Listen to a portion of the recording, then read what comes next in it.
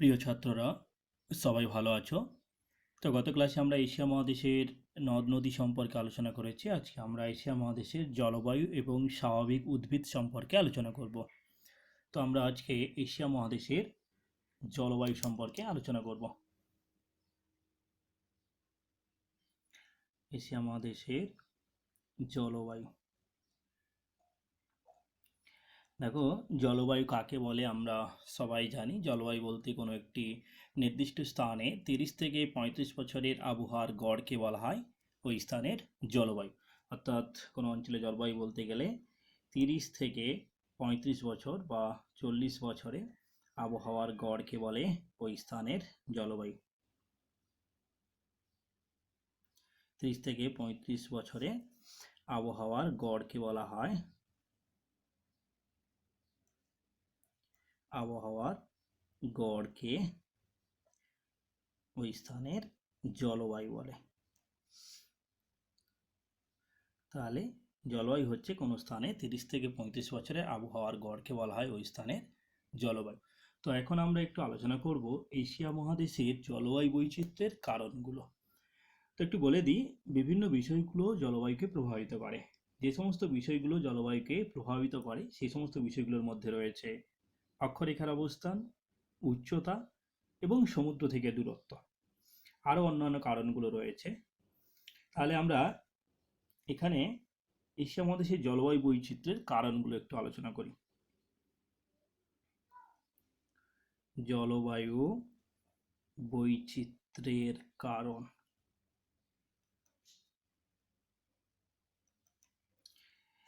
জলবায়ু বৈচিত্র্যের কারণ অর্থাৎ যে সমস্ত বিষয়গুলো জলবায়ুকে প্রভাবিত করে সেই সমস্ত বিষয়গুলো সম্পর্কে আমরা আলোচনা করব। কোন কোন বিষয়গুলো জলবায়ুকে প্রভাবিত করে? না, জলবায়ুকে যে সমস্ত বিষয়গুলো প্রভাবিত করে সেগুলোর মধ্যে হচ্ছে 1. অক্ষরেখার অবস্থান।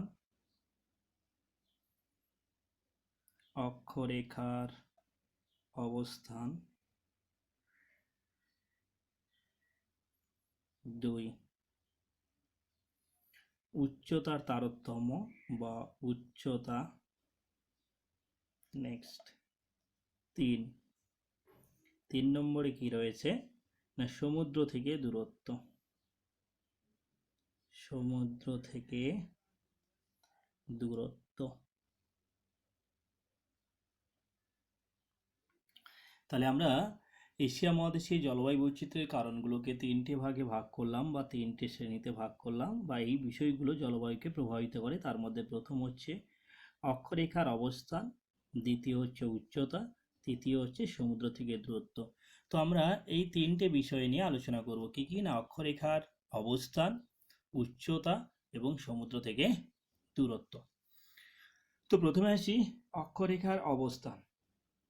দেখো, অক্ষরেখা আমরা জানি যে নিরক্ষরেখা থেকে, অক্ষরেখা আমরা জানি নিরক্ষরেখার সাথে ওই পূর্ব পশ্চিমে বিস্তৃত যে কাল্পনিক রেখা ওগুলোকে অক্ষরেখা বলা হয়। আমরা যদি এশিয়া মহাদেশের লোকেশনটা দেখি তাহলে এশিয়া মহাদেশে আমরা দেখব 10 ডিগ্রি সাউথ থেকে 82 ডিগ্রি নর্থ, অর্থাৎ 10 ডিগ্রি সাউথ থেকে 82 ডিগ্রি নর্থ, এই অক্ষাংশের মধ্যে রয়েছে আমাদের এশিয়া মহাদেশ। তো স্বাভাবিক কারণে আমরা যদি এই অক্ষাংশের মধ্যে এশিয়া মহাদেশের অবস্থানটা দেখি তাহলে বিভিন্ন অক্ষাংশ অনুযায়ী বিভিন্ন ধরনের জলবায়ু রয়েছে। তো আমি একটু উদাহরণ দিয়ে বলি। আমরা জানি যে নিরক্ষরেখা থেকে, এটা যদি পৃথিবী হয়, মাঝখান দিয়ে গেছে নিরক্ষরেখা যেটা 0 ডিগ্রি। আমরা জানি নিরক্ষরেখা বা নিরক্ষীয় অঞ্চলে সূর্যরশ্মি লম্বভাবে কিরণ দেয়, আর যতই তুমি উপরের দিকে যেতে থাকবে সূর্যরশ্মি ততই কি হবে প্রভাব তীর্যকভাবে পতিত থাকবে। সুতরাং এখানে যে ধরনের জলবায়ু বিরাজ করবে, যতই তুমি উপরের দিকে উঠতে থাকবে ভিন্ন ধরনের জলবায়ু বিরাজ করবে।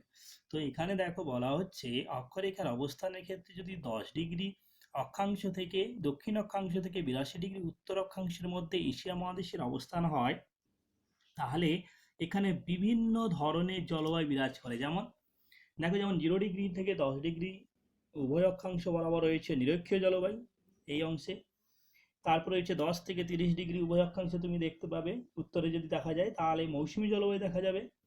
নেক্সট হচ্ছে কি, তার উপর যদি যাও চীন দেশীয় জলবায়ু দেখা যাবে। তারপরে হচ্ছে ভূমধ্যসাগরীয় জলবায়ু, উষ্ণমরু জলবায়ু, তুন্দ্রা জলবায়ু, অর্থাৎ বিভিন্ন জলবায়ু রয়েছে। তাহলে দেখো অক্ষরেখার অবস্থান, অর্থাৎ বিভিন্ন অক্ষরেখায় বিভিন্ন ধরনের জলবায়ু লক্ষ্য করা যাচ্ছে। তাহলে অক্ষরেখার অবস্থান জলবায়ুকে প্রভাবিত করছে। নেক্সট দ্বিতীয় পয়েন্টে আসি, যেটাকে বলা হচ্ছে উচ্চতা। দেখো উচ্চতা জলবায়ুকে প্রভাবিত করে, কারণ আমরা খুব সাধারণ একটা উদাহরণ দিই।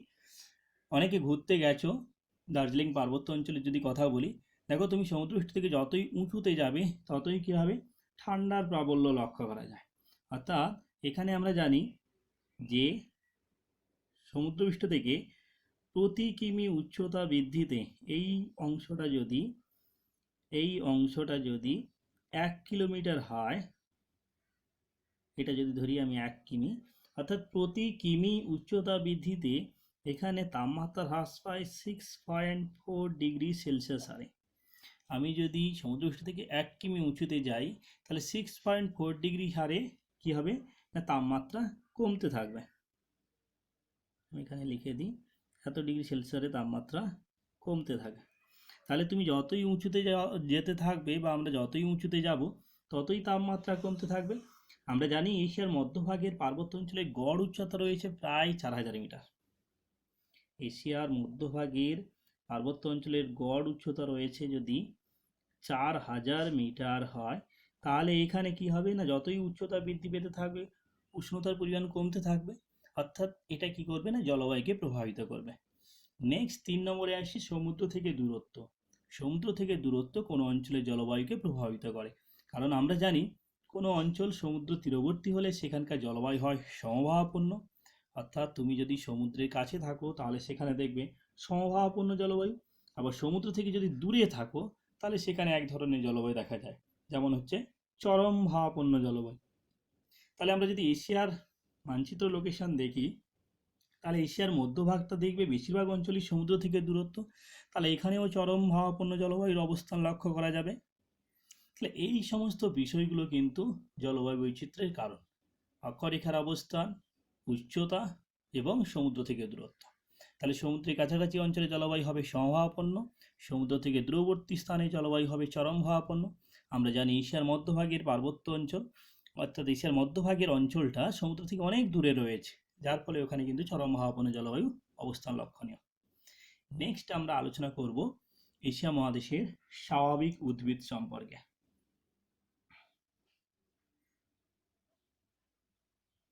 নেক্সট আমরা আলোচনা করব স্বাভাবিক উদ্ভিদ সম্পর্কে। একটু বলে দিই যে জলবায়ুর সাথে স্বাভাবিক উদ্ভিদের একটা ঘনিষ্ঠ সম্পর্ক রয়েছে। অর্থাৎ বিভিন্ন জলবায়ু অঞ্চলে বিভিন্ন ধরনের স্বাভাবিক উদ্ভিদ লক্ষ্য করা যায় এবং ওখানকার উদ্ভিদের প্রকৃতিও বিভিন্ন ধরনের হয়ে থাকে। আমরা বলছি যে এশিয়ার মধ্যভাগের যে পার্বত্য অঞ্চল রয়েছে সেখানে এক ধরনের জলবায়ু, উপকূলবর্তী অঞ্চলে এক ধরনের জলবায়ু এবং বিভিন্ন অক্ষাংশ বরাবর বিভিন্ন ধরনের জলবায়ু, যা বিভিন্ন ধরনের স্বাভাবিক উদ্ভিদকে প্রভাবিত করে। তো আমরা এখানে কতগুলো জলবায়ু অঞ্চল সম্পর্কে লিখব। এশিয়ার মধ্যভাগে যে জলবায়ু অঞ্চল রয়েছে বা এশিয়ার যে অক্ষাংশগত অবস্থান 10 ডিগ্রি সাউথ থেকে 82 ডিগ্রি নর্থের মধ্যে, তো এর মধ্যে প্রায় সমস্ত ধরনের জলবায়ু রয়েছে। তার মধ্যে প্রথমে আসি নিরক্ষীয় জলবায়ুর কথা।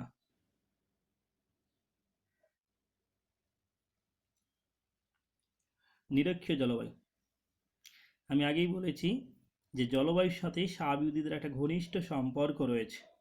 অর্থাৎ এখানে জলবায়ু এবং স্বাভাবিক উদ্ভিদ একে অপরের উপর নির্ভরশীল, অর্থাৎ জলবায়ু অঞ্চল স্বাভাবিক উদ্ভিদকে প্রভাবিত করছে। যেমন আমরা জানি নিরক্ষীয় জলবায়ু অঞ্চলের অবস্থান রয়েছে নিরক্ষরেখার উভয় থেকে 0 থেকে 10 ডিগ্রি উভয় অক্ষাংশে রয়েছে কিন্তু এই নিরক্ষীয় জলবায়ু অঞ্চল। অর্থাৎ 0 ডিগ্রি থেকে তুমি যদি 10 ডিগ্রি নর্থ অ্যান্ড সাউথ উভয় অক্ষাংশে দেখো তাহলে এই জলবায়ু দেখতে পাবে। মূলত শ্রীলঙ্কা, সিঙ্গাপুর, ইন্দোনেশিয়া প্রভৃতি যে এশিয়ার দেশগুলো রয়েছে তাতে এই ধরনের জলবায়ু দেখা যায়। আর এখানে যে সমস্ত গাছগুলো হয়, আমি এখানে উদ্ভিদ লিখছি, এগুলো হয় চিরসবুজ, কারণ এখানে প্রচুর পরিমাণে বৃষ্টিপাত হয়। তার মধ্যে হচ্ছে ম্যাহাগনি,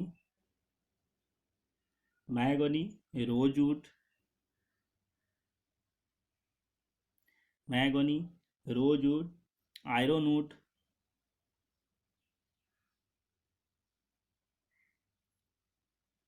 প্রভৃতি। তাহলে দেখো নিরক্ষীয় জলবায়ু অঞ্চল হচ্ছে নিরক্ষরেখার উভয় দিকে 0 থেকে 10 ডিগ্রি অক্ষাংশের মধ্যে রয়েছে। তার মধ্যে আমি দেশগুলোর নাম বলি: শ্রীলঙ্কা,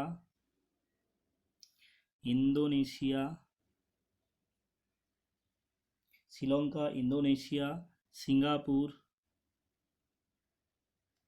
প্রভৃতি। তাহলে নিরক্ষীয় জলবায়ু অঞ্চলের উদ্ভিদগুলো হচ্ছে তোমার ম্যাগনি, রোজউড, আয়রনউড। এখানকার উদ্ভিদের বৈশিষ্ট্য বলতে পারো এখানে প্রচুর বৃষ্টিপাতের ফলে উদ্ভিদগুলো চিরসবুজ হয়। তারপর হচ্ছে তোমার বেশি উচ্চতার জন্য এখানে গহন অরণ্য লক্ষ্য করা যায় এবং এই কাঠগুলো যথেষ্ট শক্ত হয়, যে রোজউড, আয়রনউড খুব ভারী কাঠ।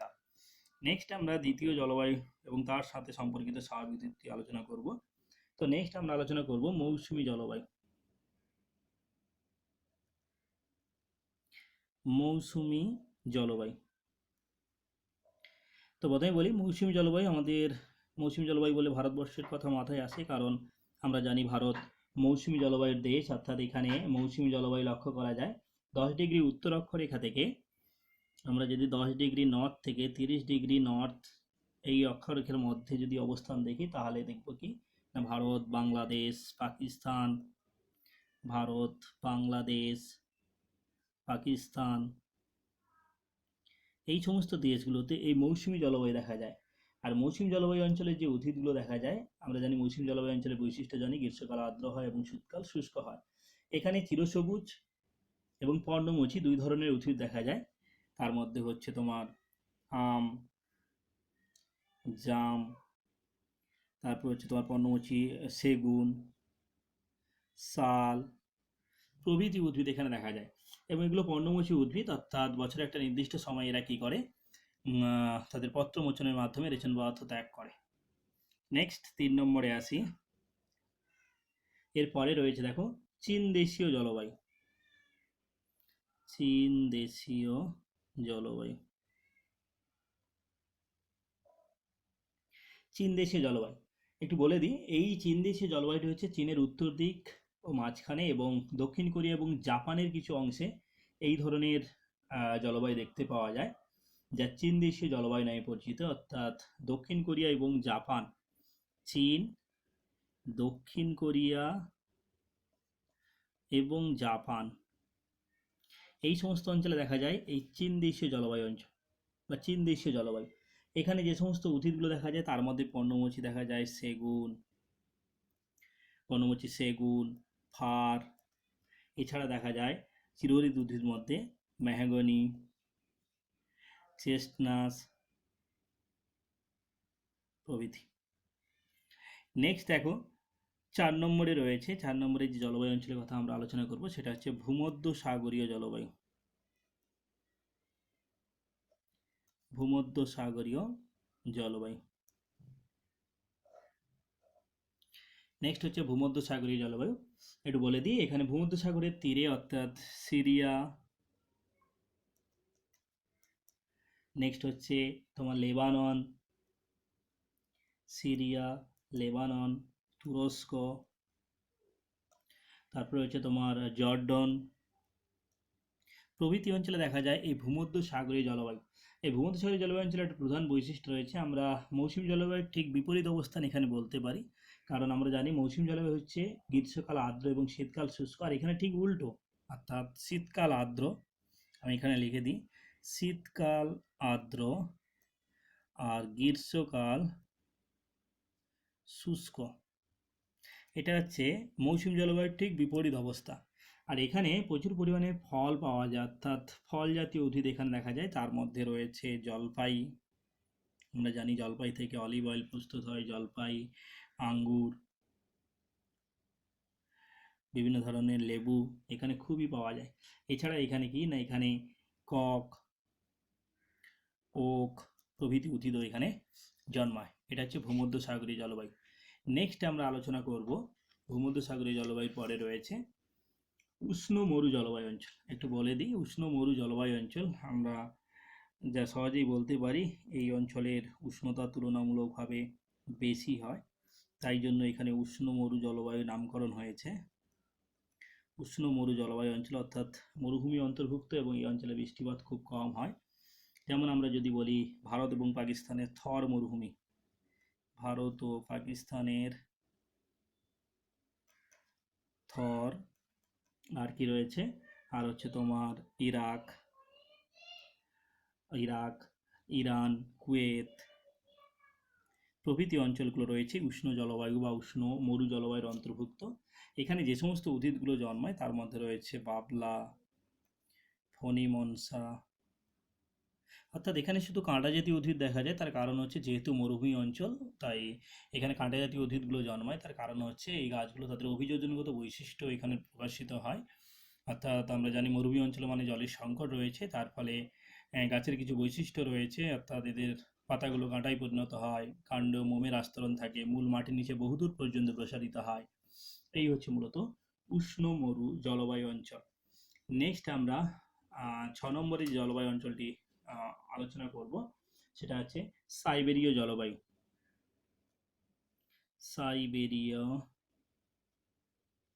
জলবায়ু, সাইবেরিয়া জলবায়ু অঞ্চল। এটা দেখা যায় রাশিয়ার সাইবেরিয়া এবং শাখালিন দ্বীপপুঞ্জে। অর্থাৎ এটা দেখা যায় সাইবেরিয়া ও শাখালিন দ্বীপে। দেখো সাইবেরিয়া জলবায়ু দেখা যায় সাইবেরিয়া এবং শাখালিন দ্বীপপুঞ্জে বা দ্বীপে। এখানে হচ্ছে অতি শীতল ও দীর্ঘস্থায়ী শীতকাল হয়। অর্থাৎ এই সাইবেরিয়া জলবায়ুতে এখানে শীতকালটা বেশিরভাগ সময় দেখা যায়। বছরে 7 থেকে 8 মাস এখানে বরফ পড়ে এবং উষ্ণতা হিমাঙ্কের নিচে থাকে, আর গ্রীষ্মকালে উষ্ণতা প্রায় 15 ডিগ্রি সেলসিয়াস থাকে।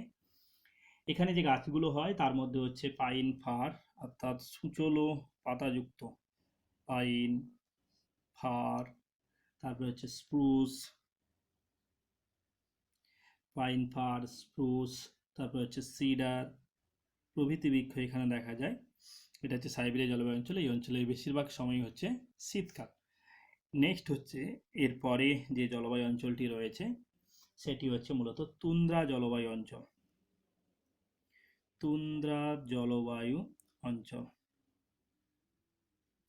দেখো তুন্দ্রা জলবায়ু অঞ্চলের কথা বলা আছে, একটু বলে দিই। এটা উত্তরে দেখা যায়, অর্থাৎ উত্তরে সুমেরু বৃত্তের কাছাকাছি অঞ্চলে, অর্থাৎ সর্বোচ্চ অক্ষাংশ অর্থাৎ 82 ডিগ্রি বা 80 ডিগ্রি অক্ষাংশ বরাবর এটা লক্ষ্য করা যায় উত্তরে, এবং সুমেরু বৃত্তের কাছাকাছি এই তুন্দ্রা জলবায়ু অঞ্চল লক্ষ্য করা যায়। তুন্দ্রা জলবায়ু অঞ্চলে তাপমাত্রা এখানে হিমাঙ্কের নিচে থাকে।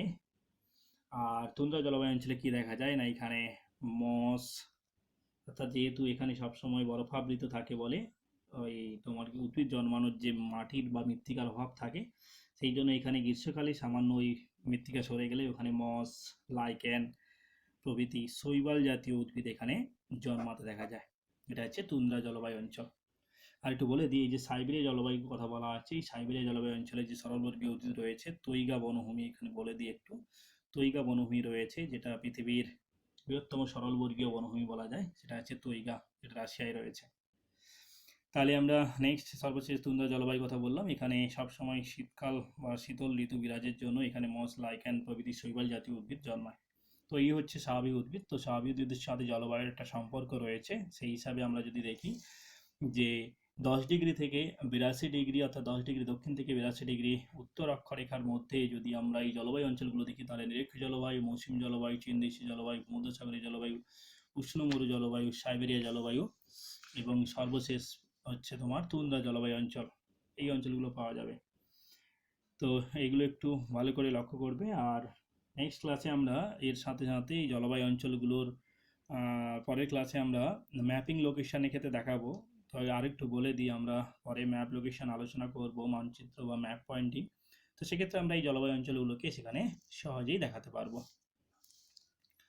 তো আজকে আমরা এশিয়া মহাদেশের জলবায়ু বৈচিত্র্যের কারণ এবং জলবায়ুর সাথে যে স্বাভাবিক উদ্ভিদের যে সম্পর্ক রয়েছে সেই সম্পর্ক আমরা আলোচনা করলাম। তো নেক্সট ক্লাসে আমরা ইয়াংশি কিয়াং নদী অববাহিকা সম্পর্কে আলোচনা করব।